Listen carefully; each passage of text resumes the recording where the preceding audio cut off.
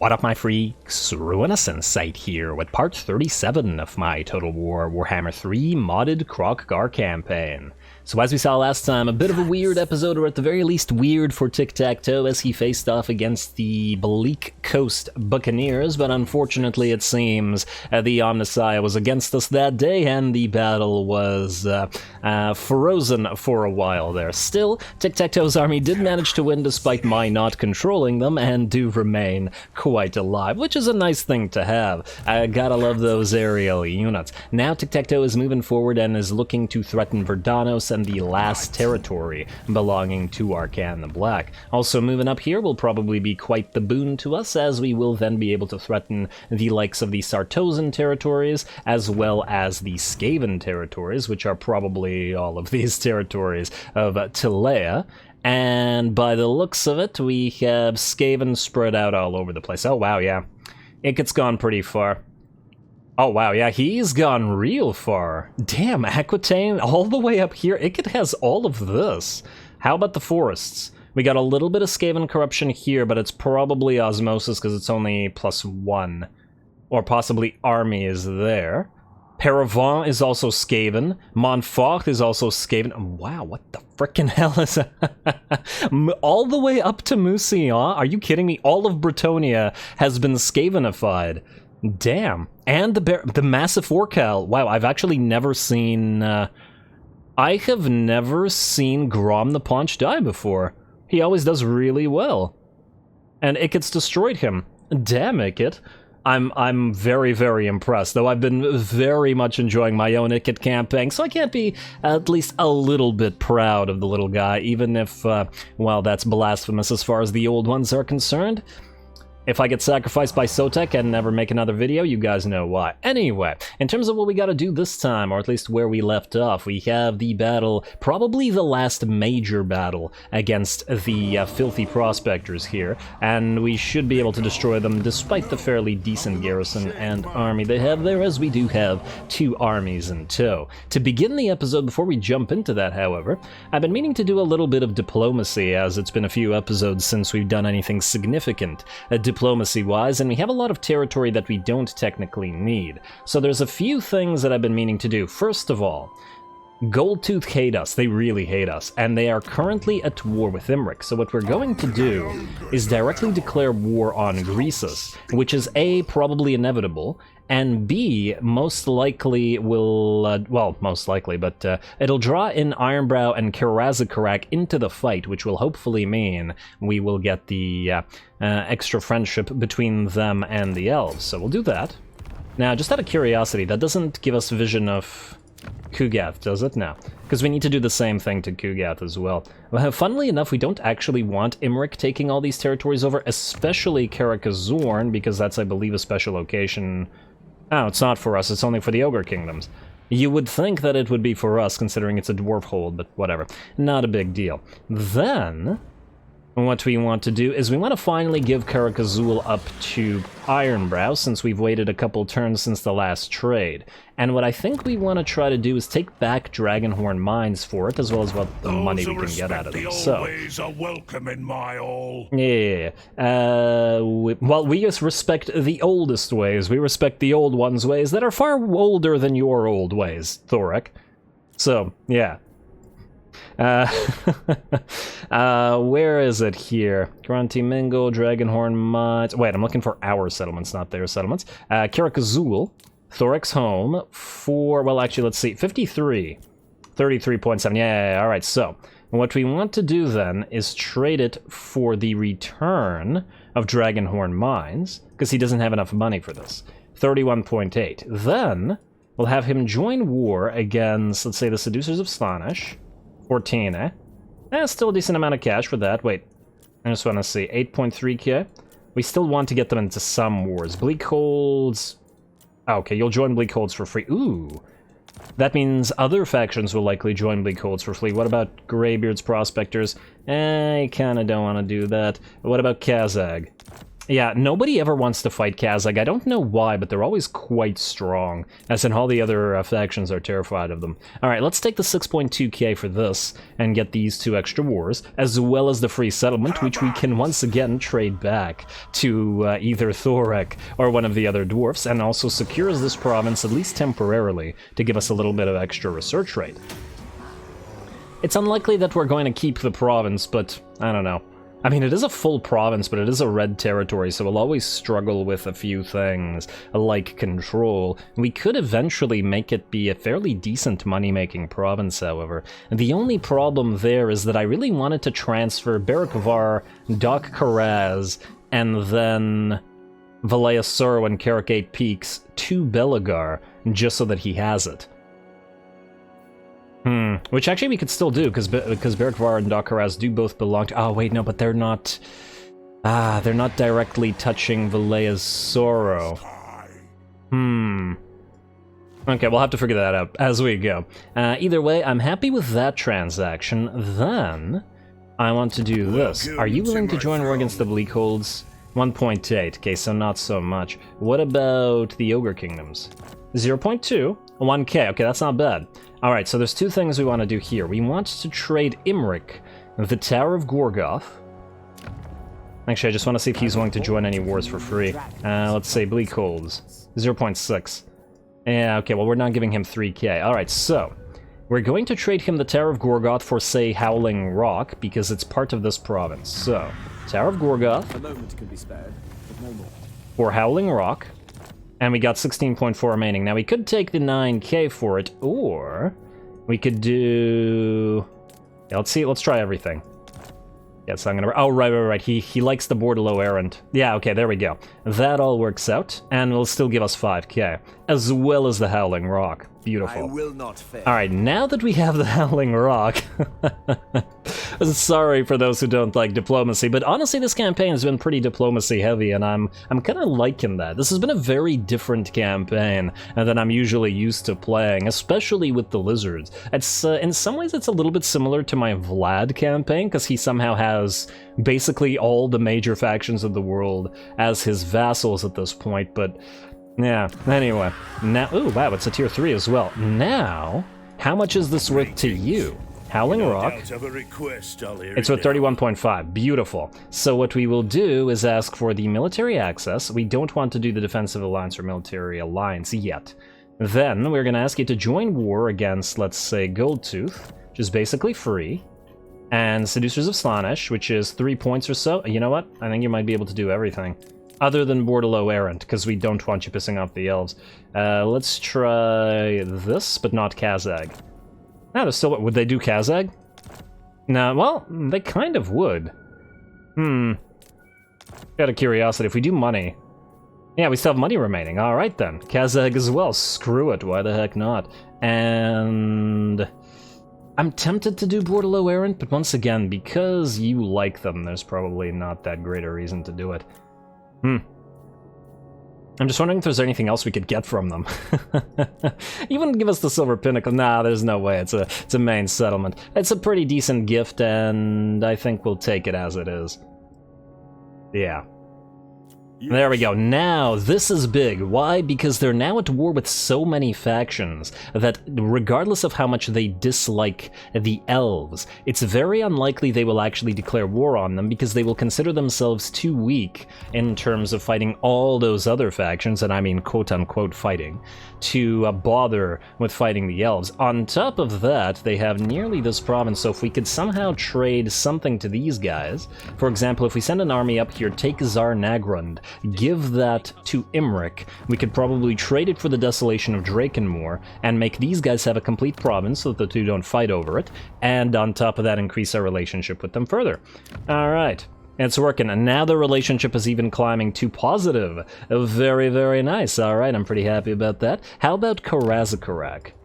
Okay, they still don't like each other, but we need to do the same thing with them effectively. So the problem with Karazakarak is they're not at war with the same amount of factions that we want them to be at war with. And what we need to do is we need to give them a new territory, which would probably be the Badlands, unless we send somebody like Pyroxy up to Oakenhammer and Zufbar, reclaim them, give them to these guys, declare war and money, and maybe even loop around to Zarnagrand. Now, alright. This is so bizarre. I do like the idea of the Lizardmen, which are like the utmost upkeepers of order, and being the most ordered faction and completely immune to chaos corruption, sort of keeping it together with the other factions not constantly at each other's throats. Now, we did get a decent amount of cash out of that, and we're going to do two things. First of all, Soko Rismata, you're going to summon 4 Blessed Chameleon Skinks. Yeah, they're meant for Xhotl, but we'll give them to Xhotl later. For now, if we transfer them to Koal here, and this will complete his army. Other than 1 unit of a mage that we're going to put into that. There we go. And then Ahsoka, you can either return to Ekrund or something. I haven't decided. Yeah, you guys can also be upgraded into, let's say...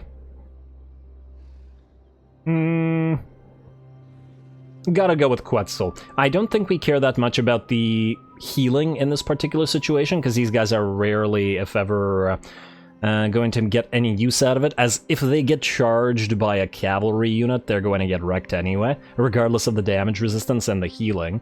But I just don't find the spell resistance useful for Chameleon Skinks in particular, like at all, really, because they're almost never the targets of it just by virtue of being hidden all the time.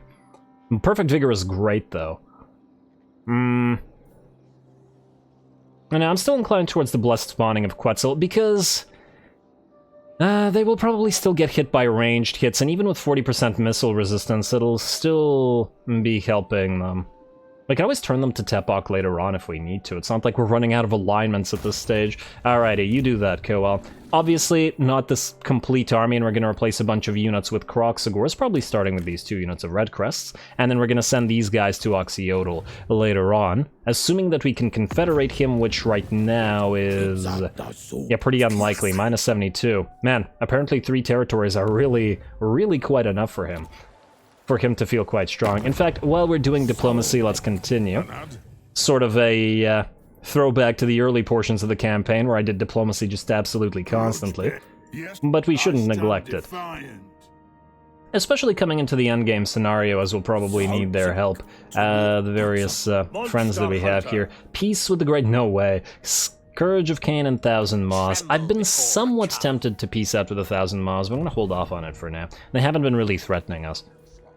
Maybe when they do, although I'm willing to bet that by the time they do threaten us, they will also not want to peace out. Lastly, Teclis. We're not going to do Defensive Alliance yet, but I want to see if you want to join the war. Minus 10. Okay, so you won't fight Kazakh. What about Greybeards? You will fight Greybeards. Scourge of... Is this the High Elf thing?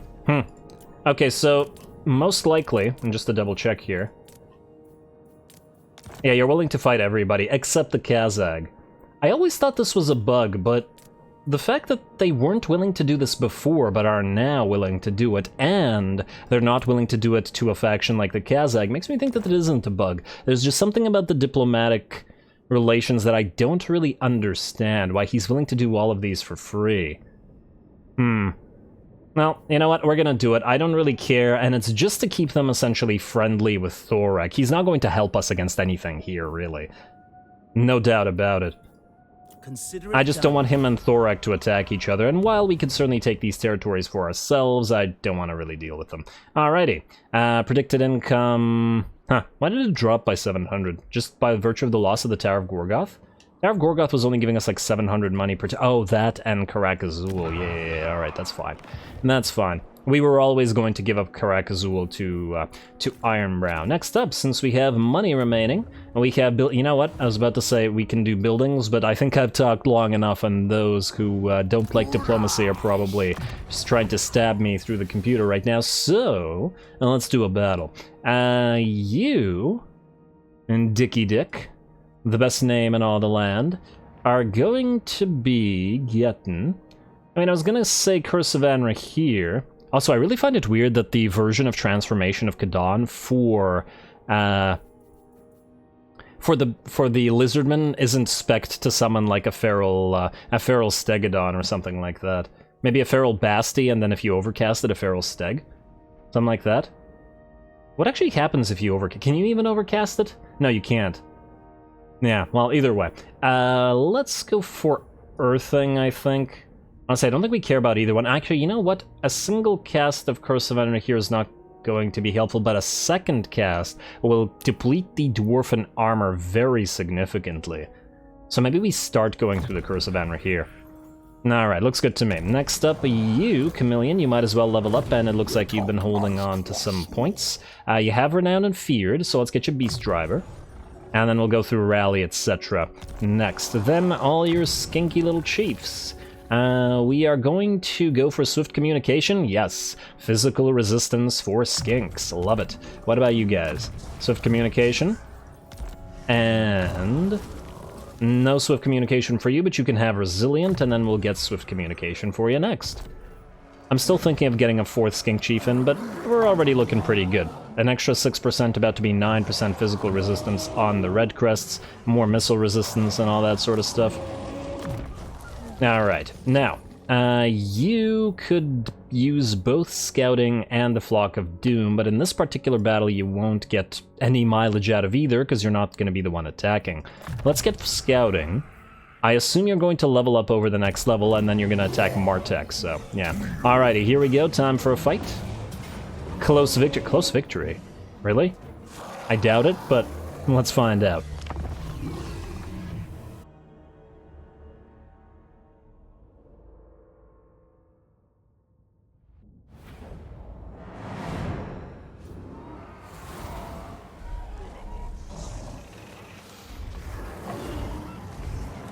Alright, it looks like Kanos Kier did not want to make a speech this time around. I feel like the Lizard Lords don't make speeches at least half the time for some reason, or at least I've been noticing this a lot more with the Lizards than with many of the other factions' lords. Not a big deal, mind you, I just like it when they have speeches at the start of each fight. Hey Kanos Kier, you're looking fantastic as always, buddy, and you look pretty raring to go, as it were. Anyway, the enemy is going to wait for our reinforcements to arrive, so we're going to take our sweet time and wait for them. There once again are a lot of dwarfs arrayed before us, more than a stack certainly, and a decent balance for the enemy range and melee. They got a full line of range behind a full line of melee there, as well as a decent amount of artillery as well. And that said, Lizardmen are probably fairly used to having the having less numbers, and we have numerical superiority here, which I imagine is not going to go so well for the enemy here. We are going to move out our Chameleon Stalkers and our Chameleon Skinks over on the flanks, as we usually do, to try to get around the enemy and hit those ranged units as well as those artillery pieces, though of course our units of flyers can help out with that as well. Everybody's just going to move up a little bit more to get into range. We have our dinos, who are in sort of blobs together out front, as the Feral Steg and the Basti with Ark of Sotek will be receiving healing from the Reviv Crystal in these little groups. And then of course we have Kanos Kier and Chameleon, who will work together to charge forth on their Carnosaurs. And lastly, of course, we have our Saurus in a main line. A couple little firing lanes for a couple of Chameleon Skinks who have been left behind with the rest of the units, just to apply poison to any enemy melee units as we fight. And then lastly, the red-crested Skinks over in the background. We also do have our mages following, and they are supporting the rest of our units by buffing them with Pan's Impenetrable Pelt as they move in. We don't want to send our Carnosaurs in too early, so we're just going to mill them around or do the dance in front of the enemy army for a few extra seconds while the rest of our army closes the distance, especially because our Carnosaurs are considerably faster than the rest of the army is, due to the Saurus slowing everybody down.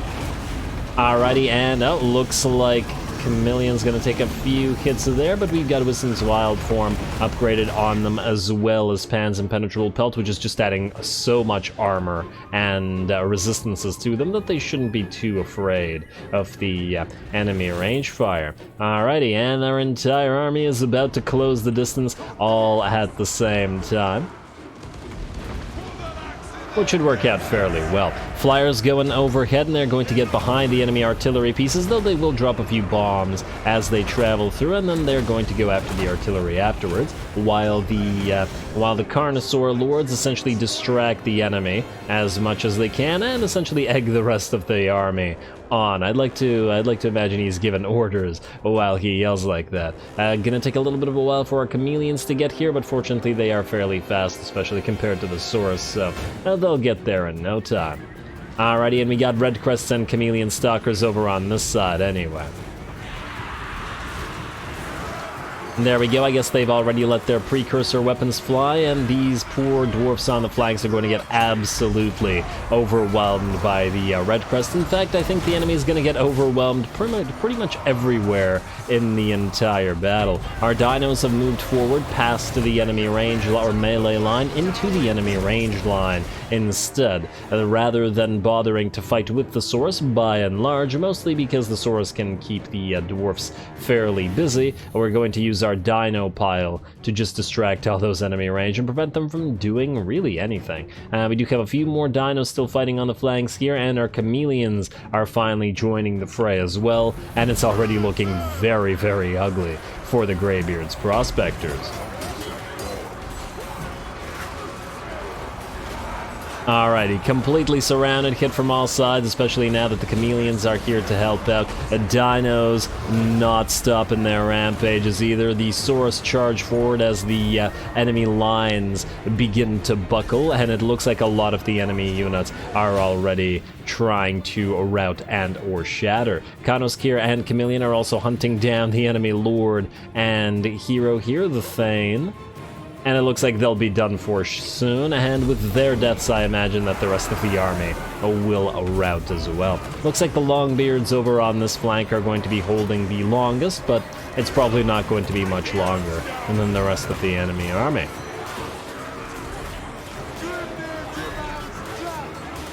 Grimnir demands blood, well, he can have yours.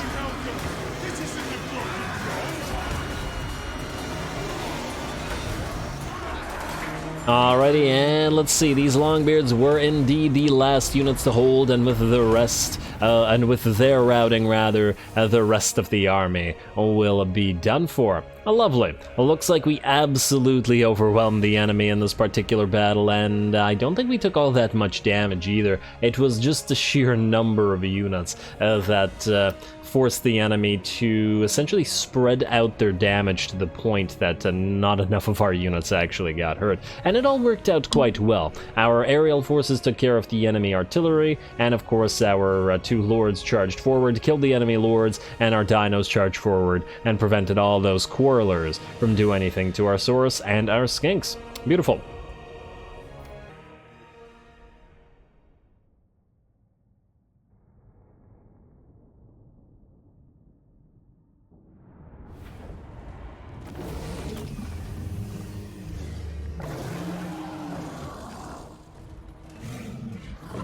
Alrighty, the poor Prospectors, though I do not pity them because they deserve being crushed under the heels of our... Wow, what the heck's up with the size difference between these two right now?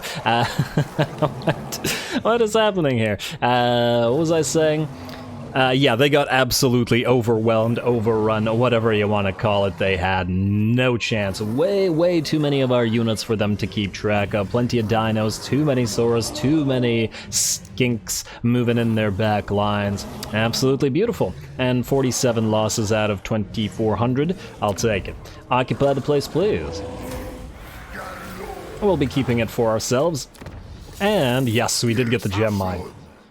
Absolutely perfect. More research rate. Always more research rate. Up to 455 now. Still at 4 though. Really want to get these down to 3. I'll stop caring as much once these things are down to 3, but 4 is still a long time. I mean, look at all the techs we still have to go through, all things considered.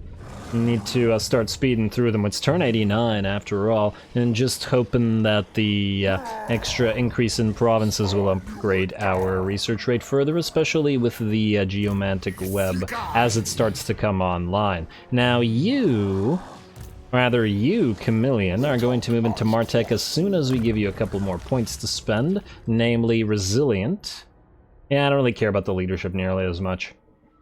Vigor loss reduction is also going to be quite useful, actually. And I don't so much care about Grandmaster at the current time. Kind of care about natural camouflage, but honestly, once you're all on Stegs, probably won't care that much about that either. So yeah, let's just get Resilient. Resilient for you, and then you are going to get Swift Communications, so more physical resistance. Lovely. And then Silith.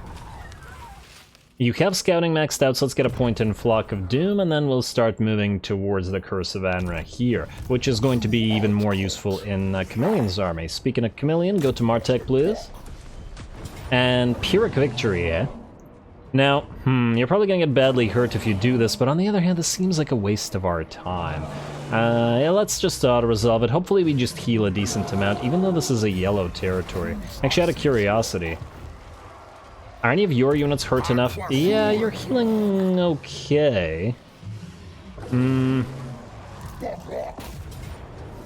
I think we're free to auto-resolve it.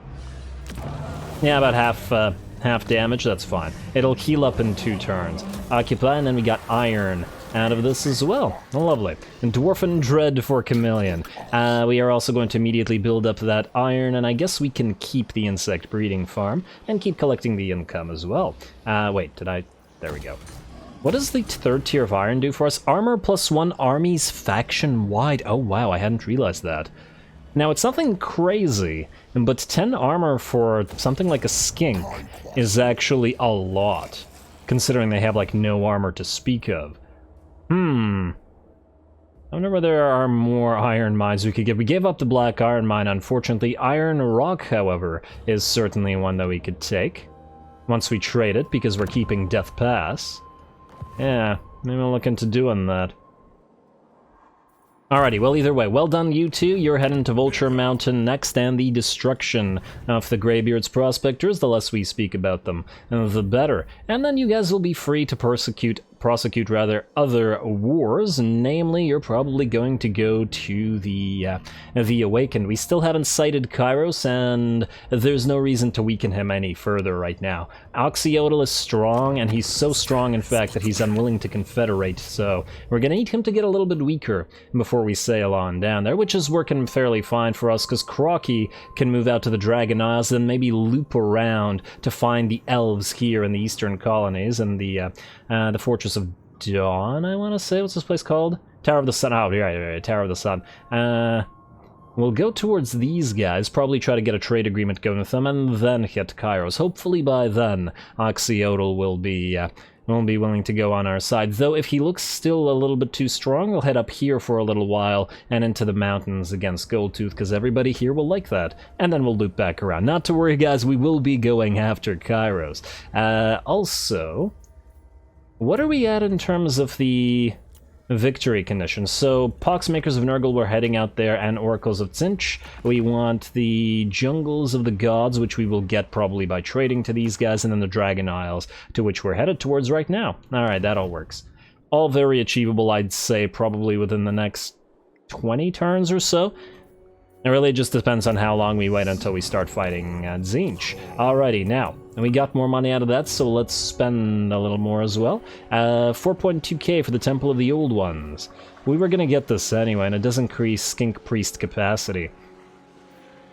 It'll pay for itself. Why? If nothing else, not so much the money that it continues to make, but rather every single extra Skink Priest will give us a Skink Priest that can steal tech, which is quite useful for us. Let's see, what else? Ooh, yes, Quetzalcoatl, definitely the Floating Gardens. How did I miss that one? We want the Source building in every single place, of course.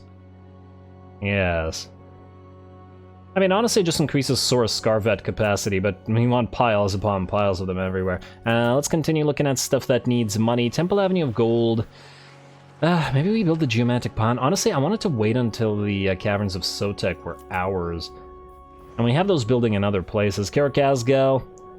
Haven't decided whether we keep the spawn pools of the Chosen here, but you know what? Maybe build it up. If nothing else, to increase their capacity. Wizard Caliph's Palace, yeah, it's going to be a while growing to a higher level, so you might as well. Ekrund, we are not keeping, most likely. Most likely. I haven't 100% decided on that one. I'll hike.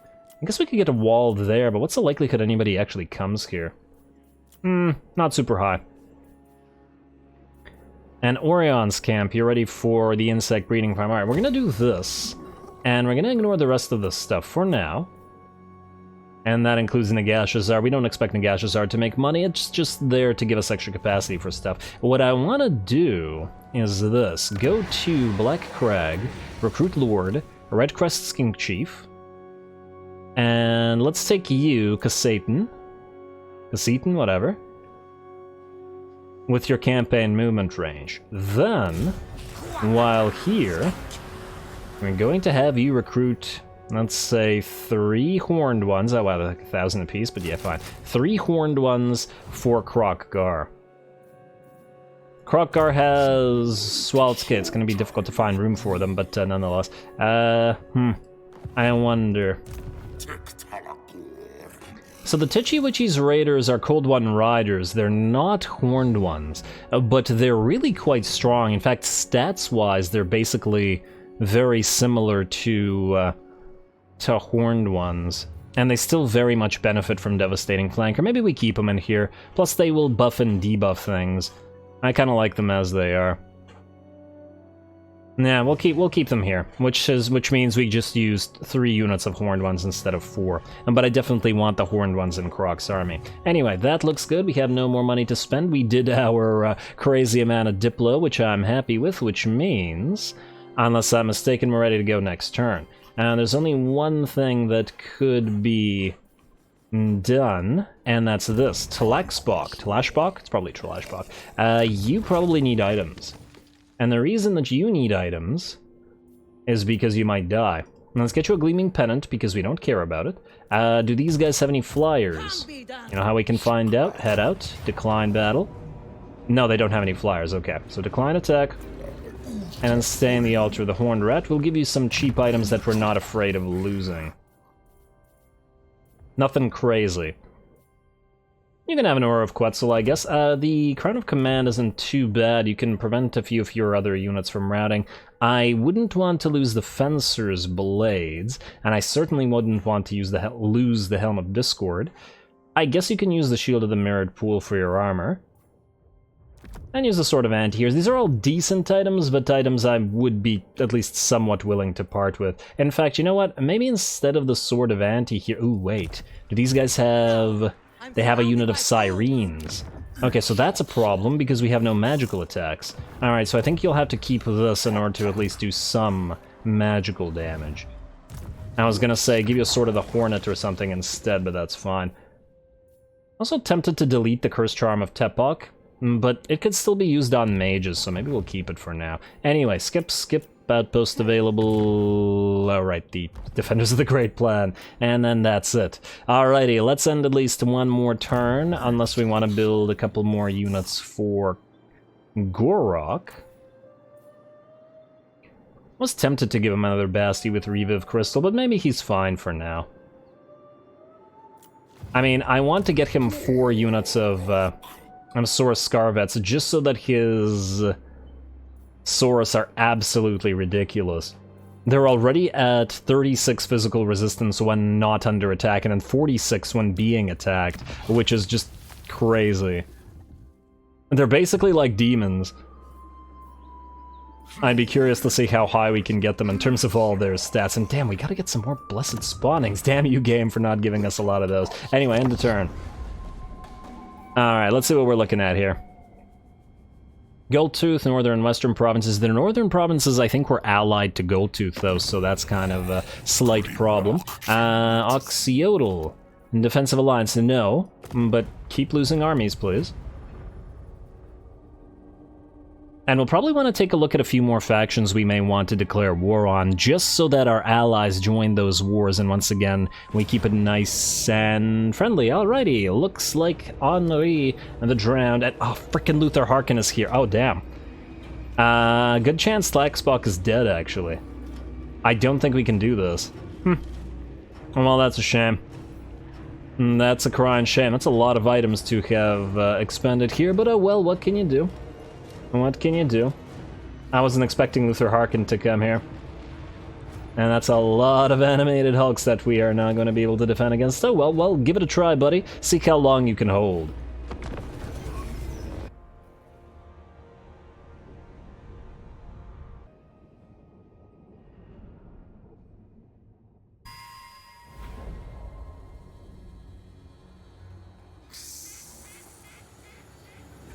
Alrighty, well, here we go, and not looking so bright for poor little Talashbok here. We'll see if he can manage to survive this one. We do have a lot of towers, but they are of the ballista type, or the arrow type, whatever the heck these things actually fire.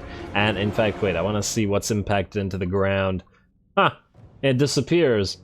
Really, it doesn't leave the actual fired object behind, but let's see here. It looks like an arrow to me. Ooh. I like the fletchings on it. That's quite lovely.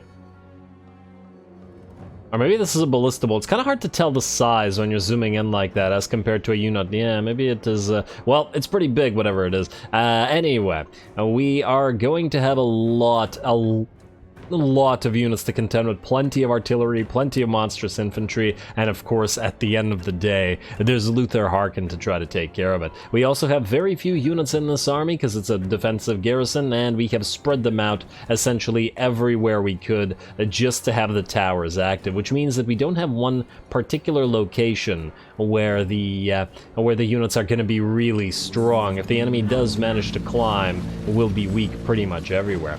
Anyway, we are going to sally out with the Cold One Spear Riders, or regular Cold One Riders rather, just to try to annoy some of the enemy here. There are 2 units of the Zombie Pirate Gunnery Mob that we can catch while the enemy is not protecting them. There's a couple towers here as well, one with Skeleton Spears and one with Sirens, and I do regret not attacking the Siren Tower here. The Skeleton Spears would have probably been a lot less concerning up on top of the walls than Sirens would be, but oh well, what can you do? On the bright side though, with the enemy not able to protect its units of, there we go, tower collapsing, its units of Zombie Pirate Gunnery Mob, our Cold One Riders should clean them up fairly quickly, though by the looks of it, we're not going to be able to manage to get the Siren Tower destroyed before it gets to the rest of our... or rather, before it gets to the walls. We got 10 seconds until Luthor Harkon arrives on the field, and not nearly enough enemies. And dead here, looks like we've nearly managed to kill one of the units of Zombie Pirate Gunnery Mob, but look at all these monstrous infantry. And that said, these guys are going to be milling around, either until the artillery breaks through the wall, and let's see, they are at... oh wow, it's already nearly done. Damn. Okay, it's not looking so great. They're all focusing on one part of the wall. Well, good job to the AI for doing that. Yeah, so this is going to be concerning. I fear Talashbok may be done for. I do still think that we can hold this main army, but I just don't know what we can do about the about Luthor Harkon here. He is getting hit by quite a few towers, but with the Deathshriek Terrorgeist, he has a lot of healing on him, and is generally quite hard to bring down. Moving in, gonna get a few more shots off with those arrows, or bolts. And he's still only lost about 15% HP and is healing up as he goes. Unfortunately, the enemy tower or the enemy artillery have now cleared a breach through our wall, so we will have to defend that. We do, however, still have Talashbok as well as the Basti with Reviv Crystal that we could put in the breach to hold any enemy, and that moves in. Still more reinforcements arriving on the field, and while we haven't suffered a lot of damage yet, I do imagine that's going to change soon. Sirens are also now on top of the walls, and there's really nothing that our poor skink skirmishers can do to them other than just hold them here for as long as they can before they get killed. Fortunately, the Sirens don't do as much damage as Cairn Wraiths do, but between the healing and the perfect vigor that they have, they're going to be extremely hard to bring down. Getting an okay amount of damage on one of the units of animated hulks, though, as the towers continue to annoy them, and it looks like these ones, at least, don't want to go through the breach as yet. Also, Luthor Harkon not really contributing to the fight all that much right now, just sort of hovering over outside the walls and periodically shooting Saurus. Granted, he's already killed 9 of them, but yeah, staying outside the tower like this and accomplishing nothing, that's really quite helpful, man. You keep doing that. I'm definitely going to have to chalk this one up to the fact that, well, the Luthor is nuts.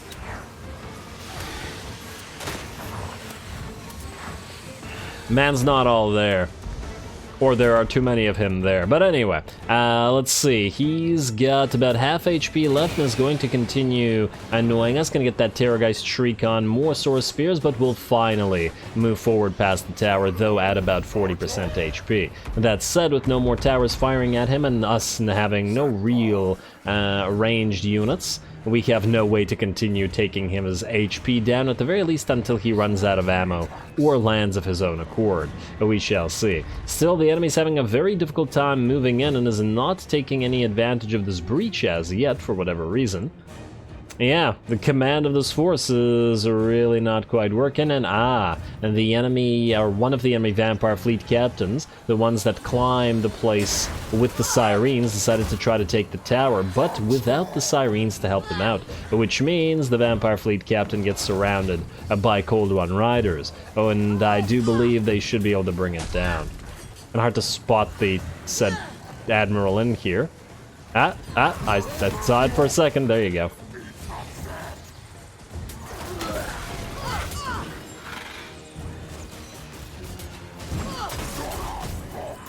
Alrighty, well, it looks like the Vampire Fleet Admiral is pretty much done. Will melt away. We'll get one last bony hand out with its Spirit Leech, but that's looking like it's okay. We also have our gate, which is now down to about a third of its HP, though the enemy is continuing to take damage on the monstrous infantry units that are just hanging outside the settlement, wasting their time and doing nothing. A little bit unfortunate, in fact. They really should have moved in and actually become a threat. Luthor Harkon now hovering overhead and is regenerating, certainly, and dishing out some damage, and it looks like the enemy has started to move some rotting Prometheans towards the breach in the walls, but doesn't seem to want to use them. To be fair, to some degree, I suppose, breaches in walls are often quite annoying or difficult to use. Like, the pathing is so screwy that oftentimes you tell your units to go through them, and units are like, nah, I don't want to do that. And especially when there are other avenues. It's much worse with infantry than it is with monsters and monstrous infantry, though. And anyway, finally the Crabby Boys have decided that they will wait outside no longer to continue getting hit by the bolts and arrows and whatnot, and they will try to charge our Basti with a Reviv Crystal. Talashbach is here to help out as well, though, and the two can hopefully hold off the Crabby Boys for a decent amount of time. As long as they can't move past the breach, more monstrous infantry can't do the same, though it looks like another breach will be opened in the walls before too long. Otherwise, it looks like Luthor Harkon is going somewhere. I actually have no idea what the heck he's doing. I think he's trying to go to the Victory Plaza, but maybe the AI isn't aware that it can't capture stuff with an aerial unit. I mean, I think this particular battle is a pretty good showcase of just how bad the AI is at sieges. It just doesn't know what to do. Though once again, my headcanon is it's because it's Luthor Harkon leading, and, well, you never know with him. Sometimes he's in one of his genius phases, and sometimes he's in one of his not-so-genius phases, and this time it looks like it's going to work against him, the insanity, I mean. Anyway, let's see. It looks like the enemy artillery has now brought down a tower, and that other wall piece is about to be breached, but it looks like Flashbach and the Basti are holding off the Crabby Boys just fine. We are still just fine, as long as these guys don't charge. It'll be okay. Now, the enemy is moving sirens into the settlement, though, and we have no real decent way to actually hurt them other than our other than our lord here, so we'll have to see about that. I'm going to speed this up a little bit though, as otherwise this is taking forever and nobody wants to move. Ah, there we go. A second breach has been opened up, but in the meantime, our artillery, or our towers rather, have killed or otherwise badly damaged the enemy Bloodrack Medusa. Also going to try to charge in with our Cold One Riders to try to stop the enemy artillery from firing, but it doesn't look like this is effective enough. And the bombers, together with the animated hulks here, do manage to see off our cap. Probably could have essentially just not done this, but I really wanted those artillery pieces silenced, as they were the biggest threat by far currently, other than Luthor Harkon. Alright, taking a little bit of extra damage from our towers as well, and maybe we can at least force a few of these artillery pieces to rout as these carronades begin to crumble away. Looks like most of the enemy monstrous infantry has by and large been destroyed just sitting outside of our settlement, and it looks like Luthor has finally run out of ammunition, which is going to force him to land, for he can do nothing else. Tlashbok was moving towards finding those sirens before, but is now going to move in and fight Luthor Harkon instead while he's here. Maybe bringing him down, especially considering that the enemy Vampire Fleet Admiral had died as well, will be enough to force the enemy army to rout.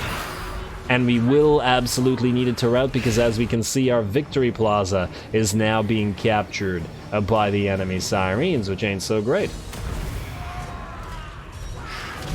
Not much we can do about that. All we can do is hope that we can bring down Luthor Harkon and then a rush there with Tlashbok. Though I suppose at the end of the day what we could also do is keep him busy here with Saurus or with Skinks in this particular situation, though we do have Saurus on the way, while we go out and try to deal with the Sirens. Also, this guy's armor is just fantastic. Tlashbok, I love your armor, man. I just need you to know that. The helmet is real nice. I like this backward spike that it's got up here, and the armor on the spines as well. Very, very nice.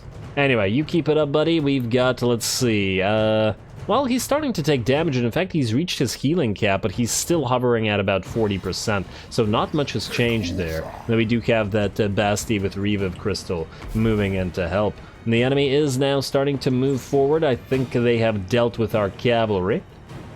And are thus going to try to either chase the cavalry down. Actually, by the looks of it, yeah, they're going after the remnants of this cavalry unit.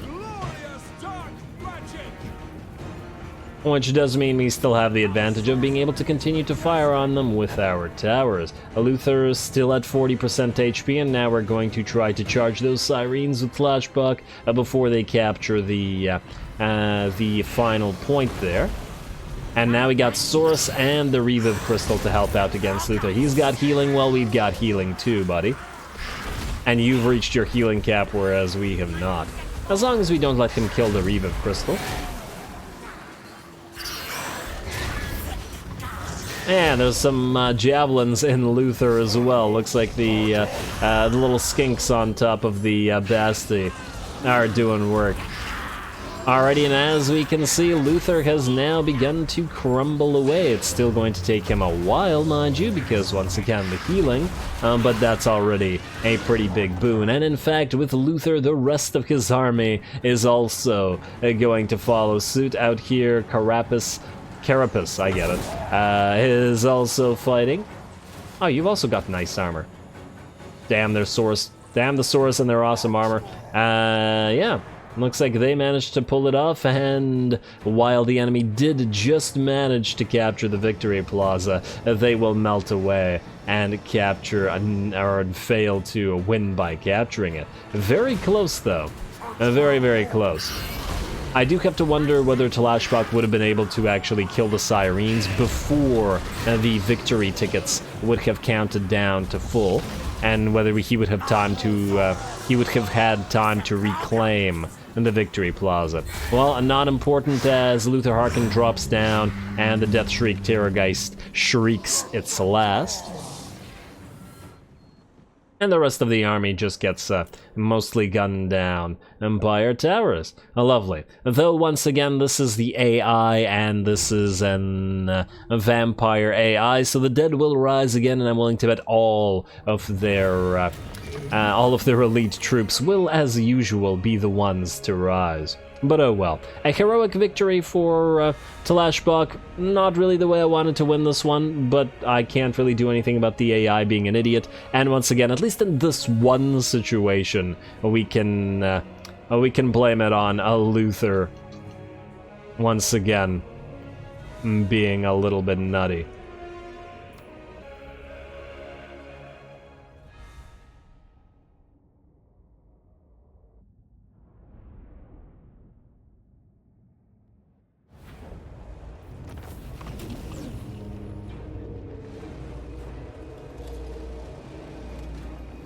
Alrighty, and oh wow, look, 1, 2, 3, all 3 lords of theirs are going to live from that.